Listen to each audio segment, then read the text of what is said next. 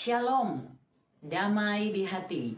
Bapak Ibu Saudara yang dikasihi dan diberkati oleh Tuhan Yesus, selamat bertemu kembali melalui channel YouTube kami Eki and Tuti. Nah, hari ini saya ditemani oleh Pak Su, tapi ada di belakang layar. Oke, shalom. Seperti biasa kalau di pertanyaan MTPJ jadi pendukung di belakang layar. Nah, Bapak Ibu Saudara, sebelum kita bahas 3 pertanyaan MTPJ, mari kita berdoa. Tuhan Yesus, kami bersyukur untuk kesempatan di saat ini bagi kami, Eki dan Tuti, untuk dapat berbagi dengan semua jemaat Tuhan, hamba-hamba Tuhan yang sedang mempersiapkan pelayanan. Karena itu kami minta hikmat Tuhan agar percakapan sharing kami dalam waktu ke depan ada dalam kendali Tuhan. Terpuji namamu Tuhan, dalam nama Tuhan Yesus kami berdoa. Amin. Amin. Ya, Bapak Ibu Saudara, saat ini kita akan langsung melihat apa saja pertanyaan-pertanyaan yang disodorkan oleh Sinode Gereja Masehi Injili di Minahasa sesuai dengan pembacaan kita di sepanjang minggu berjalan ini, yaitu kita membaca dalam kitab Bilangan pasal 9 ayat 15 sampai 23. Sekali lagi dalam kitab Bilangan pasal 9 ayat 15 sampai dengan ayat 23. Bapak Ibu sebaiknya untuk dapat membaca bagian Alkitab ini di rumah masing-masing agar supaya dapat mengikuti ketika kami juga melontarkan jawaban menyangkut dengan pertanyaan MTPJ yang ada. Oke, bagaimana pertanyaannya? Oke, pertanyaan yang pertama dalam diskusi ini, tentunya dalam TPJ, yang pertama, apa pemahaman saudara tentang berjalan menurut titah Tuhan berdasarkan Bilangan 9 ayat 15 sampai 23? Oke, jadi apa pandangan saudara? Maka ini menurut saya yang tadi juga sudah memberi waktu untuk dapat membaca teks Alkitab, tapi juga melihat apa yang mau disodorkan oleh MTPJ di sepanjang minggu berjalan ini. Ya, sama dengan temanya berjalan menurut titah Tuhan. Nah, kalau kita bicara tentang katanya dulu, bicara berjalan berarti ada suatu aktivitas yang dilakukan. Sedangkan ketika kita mau melihat contohnya seperti di Kamus Besar Bahasa Indonesia, titah itu sendiri menunjuk pada kata. Titah Tuhan menunjuk pada perintah Tuhan. Biasanya memang disejajarkan dengan perintah, tapi perintah dalam hal ini oleh orang yang berkuasa, bisa raja dan apalagi Tuhan, ya, sehingga harus dilakukan. Jadi itu kalau bicara tentang titah Tuhan. Nah, melihat konteks bacaan Bilangan pasal 9 ayat 10 sampai 23, kata titah Tuhan itu diulang berkali-kali. Saya selalu ketika bicara juga dengan Eki, dengan suami, saya selalu sepakat untuk bilang, kalau diulang berarti ada sesuatu penekanan yang dirasa sangat penting untuk diperhatikan. Ya, kita lihat dulu konteksnya ya. Jadi bangsa Israel, bangsa yang tegar tengkuk, bangsa yang seharusnya kalau mereka dijanjikan sampai ke tanah Kanaan, itu cukup melalui perjalanan yang tidak sejauh ketika mereka harus berputar ya melalui laut Teberau, memakan waktu yang tidak pendek, ada 40 tahun di sana. Dan di sana mereka tuh terbiasa dengan kehidupan berkemah, karena mereka kan jadi seperti bangsa nomaden, berpindah-pindah tempat.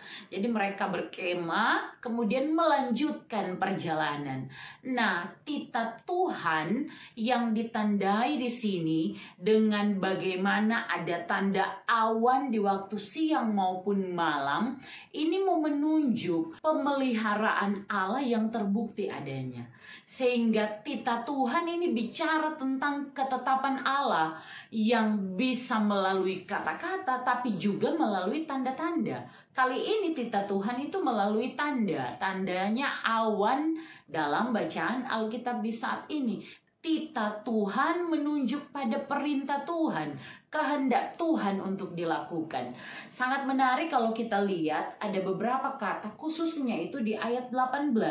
Kalau kita lihat atas titah Tuhan, orang Israel berangkat. dan atas titah Tuhan juga mereka berkemah. Sehingga berjalan menurut pada titah Tuhan dalam konteks ini adalah apapun yang mereka lakukan, orang Israel, itu sesuai dengan ketetapan perintah Tuhan. Sehingga jelas sekali ya bahwa mau berangkat ataupun mau berkemah, mau diam ataupun berjalan, orang Israel ikut tepat seperti perintah Tuhan, titah Tuhan. Dan itu betul dijawab di ayat 23. Atas titah Tuhan mereka berkemah dan atas titah Tuhan juga mereka berangkat. Pengulangan diikuti dengan tulisannya bahwa mereka memelihara kewajibannya kepada Tuhan menurut titah Tuhan dengan perantaraan Musa. Jadi menarik, ada dua hal kalau saya lihat dari ayat 23 ini. Pertama, mereka mengikuti dengan kewajiban yang dilakukan. Kewajiban bukan pada diri sendiri, tapi kewajiban sebagai orang-orang yang telah dibebaskan, diselamatkan. Dan itu mereka lakukan kepada Tuhan. Kedua, mereka tahu bahwa Musa adalah perantara. Sehingga perkataan Musa ini juga menjadi peringatan dan petunjuk dalam kehidupan umat. Maka orang yang Tuhan percayakan atau Musa dalam konteks ini tuh mereka dengarkan. Jadi kembali ya, berjalan menurut titah Tuhan berarti tepat seperti yang Tuhan mau. Ya, mau berjalan, berkemah seperti titah Tuhan. Oke, lanjut. Oke, jadi berbicara titah ini berbicara tentang perintah sebenarnya. Ya. Perintah Tuhan ya. Berbicara juga siapa yang memerintahkan. Ya. Ya, tadi kan berbicara tinta ada identik dengan raja ya, dan Tuhan punya kuasa. Yes. Dan untuk, lebih daripada ya, itu. lebih daripada raja-raja pada waktu itu. Dan dia memerintahkan bangsa Israel dalam konteks ini. Titah. Ya. Jadi itu perintah dan itu tidak bisa tawar-menawar ya. Harus dilakukan. Ya. Jadi ini berhubungan dengan ketaatan bangsa Israel sebenarnya. Ya, bukan cuma sekedar perintah ya, tapi harus dilakukan. Dan kata titah di sini menjadi penekanan. Betul. Karena diulang-ulang ya. Kembali di beberapa ayat, di ayat mulai dari ayat 17, 18, 19 sampai yang ke-20 itu sebenarnya ya.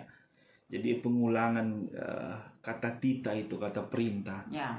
Karena kalau 18 sampai 23 memang bicara tentang titah Tuhan dan perintah Tuhan. Jadi diulang-ulang sebenarnya. Ya, kalau kita lihat bangsa Israel memang bangsa tegar tengkuk. Ya, sudah dibebaskan dari Mesir menuju tanah Kanaan yang seharusnya ditempuh dengan waktu yang singkat, tapi karena tegar tengkuk dan Tuhan membentuk bangsa Israel sebenarnya. Jadi perintah Tuhan itu membentuk mereka. Apakah mereka mau taat, mau percaya atau tidak kepada Tuhan. Dan dalam konteks ini mereka mengikuti kewajibannya kepada Tuhan sesuai dengan perantaraan Musa. Ya. Titah Tuhan menurut dengan perantaraan dari Musa. Jadi mereka taat ya dalam konteks ini. Ya, taat. Maka berjalan menurut titah Tuhan berarti mereka memang mau taat, melaksanakan sesuai dengan apa yang Tuhan minta. Jadi bangsa Israel itu sebenarnya seperti putaran roda ya.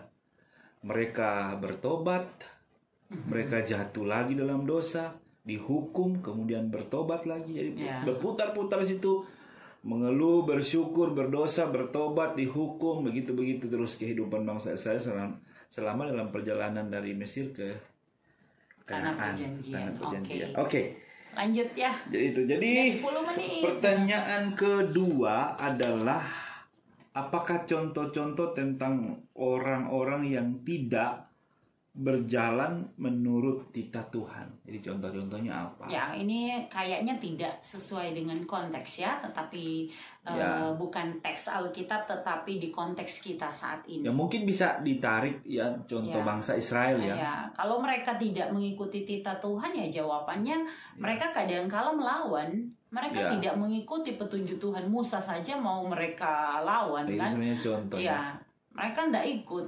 Tetapi di sini syukurnya bahwa mereka berjalan sesuai dengan titah Tuhan. Berarti orang yang tidak mengikuti titah Tuhan, Tuhan perintah A, dong backing B. Tuhan perintah B, dong backing C, sesuka hati. Jadi orientasinya bukan kepada siapa yang memberi perintah, tapi saya sukanya mau melakukan apa. Nah itu tuh bangsa yang tegar tengkuk, sesuka gue, semau gue. Akhirnya ujung-ujungnya menyesal, bertobat, dan setelah diampuni, ya itulah orang Israel yang menjadi pembelajaran bagi kita semua. Jadi kalau bilang contoh, ya kita ambil contoh bangsa Israel aja. Yang seharusnya mereka tempuh jaraknya dengan waktu singkat, tapi karena tegar tengkuknya mereka, ketidaktaatan, mereka harus putar masuk dalam tanah Filistin, kemudian ditempuh dengan jarak yang jauh dan waktu yang jauh, dan itu membuktikan bahwa mereka tidak taat sebenarnya kepada perintah Tuhan. Tapi dalam konteks ini mereka taat. Nah kalau ditarik dalam aplikasi sekarang, orang percaya firman Tuhan kan ya dan amin, dan sampai sekarang kita mengatakan ya dan amin, maka aplikasinya bagi orang-orang percaya contohnya banyak juga sebenarnya yang tidak taat. Ya banyak kita sendiri yang seharusnya tahu bahwa dasar kebenaran kita ada dalam firman, tetapi bukan sedikit di sekitar kita, mau dia pelayan Tuhan ataupun jemaat biasa berpendidikan atau tidak, tinggi rendah, bukan alasannya, tetapi ini menyangkut kedekatan dengan Tuhan. Semakin dekat dengan Tuhan, maka kita tahu Allah di dalam Roh Kudus Tuhan yang menuntun kita. Kalau rupa minggu-minggu lalu hidup dalam ucapan syukur, Allah di dalam Roh Kudus Tuhan menuntun kita untuk memperkatakan yang baik, menjadi teladan. Tetapi sebaliknya, saat yang jadi tujuan kita aku, maka bisa jadi dan sudah pasti itu mengecewakan hati Tuhan. Jadi berbicara tentang ketidaktaatan kita itu contoh yang tidak mengikuti titah Tuhan kemudian tidak setia dalam pelayanan dalam konteks apapun, yaitu melawan titah Tuhan juga. Banyak contoh-contoh yang ada di sekitar kita, bahkan pribadi kita sering juga tidak mengikuti apa yang menjadi titah Tuhan dalam kehidupan kita orang percaya. Oke, baik, itu pertanyaan yang kedua. Kita lanjut pada pertanyaan yang ketiga. Bagaimana seharusnya orang-orang percaya berjalan mengikuti titah Tuhan dalam konteks kita sekarang ini? Yang paling pertama, pahami dulu bahwa kita ini adalah orang-orang yang ditebus. Kita sebenarnya adalah hamba dosa. Kita diperbudak oleh dosa. Kalau Israel keluar dari perbudakan di Mesir, tetapi kita harus ingat bahwa kita punya dosa asal, original sin, yang membuat kita menjadi hamba-hamba dosa. Sehingga ketika kita diselamatkan, ketika kita menerima pembebasan dari hukuman dosa itu, yang seharusnya kita dihukum, tetapi kita menerima belas kasihan Tuhan, maka yang paling pertama harus selalu kita ingat bahwa kita ada pun sampai hari ini itu karena anugerah Tuhan. Yang kedua adalah bagaimana kita merespon kebaikan Tuhan. Mau meminta agar Tuhan tolong, Roh Kudus Tuhan berikan saya kemampuan untuk berjalan dalam koridor Tuhan, jalan Tuhan, sehingga di sepanjang perjalanan kehidupan kita, maka kita akan selalu lihat bahwa hidupku sekarang bukanlah hidupku yang dulu lagi, hidup yang hanya berorientasi pada aku dan mengejar keuntungan, tetapi untuk kemuliaan nama Tuhan, sehingga dia akan selalu punya. Jadi itu adalah sifat naturnya orang yang hidup dalam Tuhan, membaca, merenungkan firman, hidup di dalam doa yang bukan cuma doa diri sendiri, tapi mendoakan orang lain. Kemudian dia akan selalu tanya kepada Tuhan, seperti anak yang mau taat kepada Bapa dan dia mau belajar untuk melangkah, dia akan mencontoh dari bapaknya, dia akan melihat dari bapaknya, dia akan mendapat kekuatan dari semangat yang diberikan oleh bapaknya, dan dia akan selalu bertanya, apa yang harus saya lakukan dalam hal apapun, mau pelayanan. Kadang-kala orang itu dalam konteks orang bikin jahat suka mau balas, tetapi puji Tuhan, Roh Kudus selalu mengingatkan sabar, tetap kuasai diri, tetap rendah hati, dan itu ya yang kira-kira menjawab. Tapi kalau dalam konteks bilangan ini kan Musa sebagai perantara, ya berarti Tuhan sendiri, Tuhan langsung berbicara dengan Musa. Jadi kitab Tuhan itu jelas ke Musa. Ya, tapi sebenarnya kan jemaat juga waktu itu dengar. Ya, jadi umat Israel sambil dengar, tandanya mereka lihat langsung. Ya, tandanya mereka lihat langsung. Jadi jelas. Ya. Nah, kalau mungkin orang bisa bertanya dan beralasan bagaimana saya bisa berjalan mengikuti Tuhan, mengikuti titah Tuhan. Bagaimana saya bisa tahu jalan Tuhan itu dan saya harus mengikuti yang seperti apa? Mungkin itu pertanyaan yang sederhana tapi sulit mungkin bagi orang percaya untuk memahami dan mengerti itu. Jadi sebenarnya sederhana jawabannya ya. Ya kalau kita mau tahu tentang jalan Tuhan, titah Tuhan itu ya pada kebenaran firman Tuhan. Ya. Itu kehendak Tuhan di situ, itu jalan Tuhan. Jadi kita harus kehidupan kekristenan orang percaya itu harus berdasarkan firman Tuhan, karena itu perintah Tuhan, ya, kebenarannya. Ya. Ya. Kadangkala parameter pemikiran kita yang ini so terkontaminasi dengan dosa, emosi orang. Kadangkala yang baik kita pandang, yang benar kita pandang itu bisa saja salah. Tetapi parameternya kembali lagi firman Tuhan. Betul. Apakah ini sesuai kehendak Tuhan atau tidak? Kadangkala pun ada orang yang tersesat setelah dengar khotbah, ya. Ya, jadi orang bisa paham begini. Oh, itu kan konteks perjanjian lama. Nah, bagaimana dengan konteks kita sekarang? Ini kan di sini kan dalam konteks kita sekarang nih, pertanyaan nomor 3. Ya, dalam konteks kita sekarang ya parameternya dasarnya firman Tuhan. Kita mengerti kehendak Tuhan, kita mengerti jalan Tuhan, kita tahu apa perintah Tuhan ya berdasarkan firman Tuhan. Makanya harus merenungkan firman Tuhan itu siang dan malam supaya kita tahu. Jadi kita membangun iman kita lewat firman Tuhan, pendengaran akan firman, dan itu akan membuat kita mengerti, memahami, tahu, mengenal, oh ini ternyata perintah Tuhan yang harus saya lakukan. Jadi tidak ada alasan lagi. Itu kan perjanjian lama, Tuhan berbicara langsung kepada Musa. Bagaimana dengan konteks sekarang? Ya konteks sekarang ya Alkitab dasarnya, acuannya untuk kita melangkah ya pada jalan kebenaran firman Tuhan. Ya, rasanya menjawab ya Bapak Ibu Saudara. Nanti mungkin lebih lanjut di Renungan MTPJ yang akan segera kami bagikan. Akhirnya Bapak Ibu kita akan terus sama-sama belajar bersama. Kita juga bisa saling bertukar pikiran melalui nomor WhatsApp kami ya, yang sudah kami taruh di bio ataupun melalui chat ya di kolom komentar, agar supaya kedepannya akan semakin lebih baik lagi dan semakin banyak hal yang dapat kami sharingkan. Akhirnya Tuhan Yesus memberkati. Shalom.